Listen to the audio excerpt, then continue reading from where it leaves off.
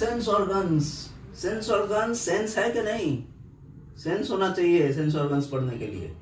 मूर्ख बालक, मूर्खता की एक सीमा होती है। हर मूर्खता की एक सीमा है, जो सीमा तक पहुंच गए तो निकलना बहुत मुश्किल है। तो चलो हम लोग 2 सेंस ऑर्गन्स पढ़ेंगे आज अच्छी तरह से समझ लो। ये नोट डाउन कर लो, अपने किताब लो, उसमें मार्क कर लेना क्या क्या पढ़ा रहा हूं, क्योंकि ये बहुत ही काम का चीज है, बहुत ही, क्योंकि सेंस ऑर्गन्स पढ़ना ही है। ये बोर्ड्स पे भी आता है, नीट पे भी है। तो चलिए सेंस ऑर्गन्स क्या, पहले हम नोज और टंग के बारे में जानते हैं थोड़ा। Nose contains mucus coated receptors. ये जो नाक के अंदर म्यूकस कोटेड रिसेप्टर्स है, उनको हम ऑल्फैक्टरी रिसेप्टर्स कहते हैं। ऑल्फैक्शन मतलब सूंघना। तो olfactory receptors made up of olfactory epithelium which extends from outside environment।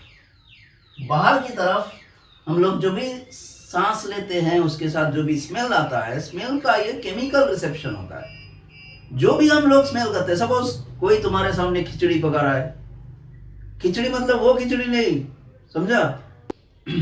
हाँ, कोई तुम्हारे सामने खिचड़ी पका रहा है, कोई बिरयानी बना रहा है, कोई पूरियां तल रहा है, तो ये सभी बातें पता चलती है। पूरियां तलना तो मुझे तो बहुत, ये पूरी की खुशबू बहुत अच्छी लगती है।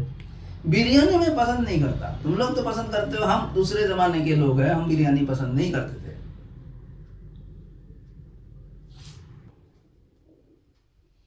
तो तुम लोग बिरयानी जमाने के लोग हो और हम लोग मीठी मीठी बातें करते हैं सबसे। हाँ, तुम लोगों का मीठी बातें तो हो ही नहीं सकती, क्योंकि आज एक किसी के साथ तुमने मीठी बातें की, कल दिखा जाएगा कि तुम लोग किसी और के साथ मीठी बातें कर रहे हो।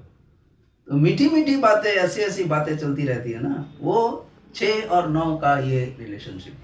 तो ये देखो वैसा नहीं है, ये कुछ और ही है। टंग और नोज दोनों एक ही तरह का काम करते हैं, दोनों ही chemical receptors, both are chemical receptors. Tongue को कहते हैं हम गस्टेटरी रिसेप्टर्स और नोज को कहते हैं हम ओल्फैक्टरी रिसेप्टर्स। तो दोनों मिलाकर जो सेंसेशन बनती है वही है हमारा स्मेलिंग और टेस्टिंग, दोनों का सेंसेशन ऐसा ही है। तो ये अच्छी तरह से नोट डाउन कर लो बच्चों, अगर नहीं किया तो तुम लोग ही पछताओगे बाद में। फिर मुझे मत कहना कि सर भैया या सर या कुछ और जो भी नाम से बुलाया करो। तो भैया का जमाना तो अभी तो भैया का जमाना ही चल रहा है ना?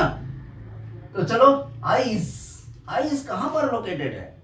Eyes are located in the orbits. Orbits मतलब ये जगह, ये तुम लोग अगर आंख बंद करके ऐसा करो तो इधर गोल सा एक रीजन दिखेगा, उसको हम लोग ऑर्बिट कहते हैं।